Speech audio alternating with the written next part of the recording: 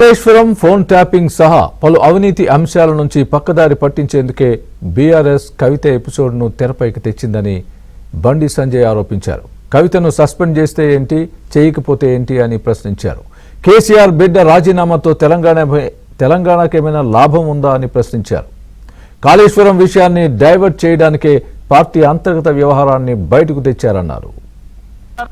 కవితకు రాజీనామా చేస్తుంది, కవితకు సస్పెండ్ చేస్తుంది, అది ఉంటుంది చెప్పరాదు. దాంతో ఏమైంది ఇవాళ చర్చ జరగాలన్నా ఇలా కాళేశ్వరం ఇష్యూ డైవర్ట్ చేయడానికి బీఆర్ఎస్ పార్టీ అవినీతి పార్టీ అని చెప్పి ప్రజల లోపల చర్చ జరుగుతున్నది. దాని నుంచి డైవర్ట్ చేయడానికి కాంగ్రెస్ పార్టీలోని కొంతమంది నాయకులు బీఆర్ఎస్ పార్టీ నాయకులతో కుమ్మక్కై ఇవాళ ఒక స్ట్రాటజీ, ఒక ప్లాన్ ప్రకారం ఆ ఇష్యూని డైవర్ట్ చేసి కవిత గారి ఇష్యూను ముందు తీసుకొచ్చి ఇలా కుటుంబం లోపల జరిగేటువంటి ఒక పార్టీ అంతర్గత విషయాన్ని ఒక సమస్యగా చర్చ జరిగేటువంటి అవకాశం ఇవాళ కొంతమంది ఇస్తున్నారు. ఇవాళ చర్చ దేని మీద జరగాలి? కాళేశ్వరం కేసీఆర్ కుటుంబం 1,00,000 కోట్ల అవినీతి పాల్పడ్డది.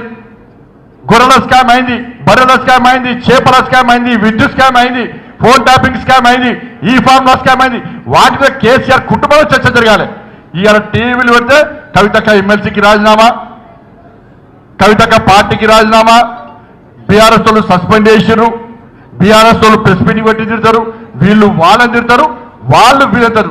దాంతో తెలంగాణ ప్రజలకు ఏమైనా ఉరువు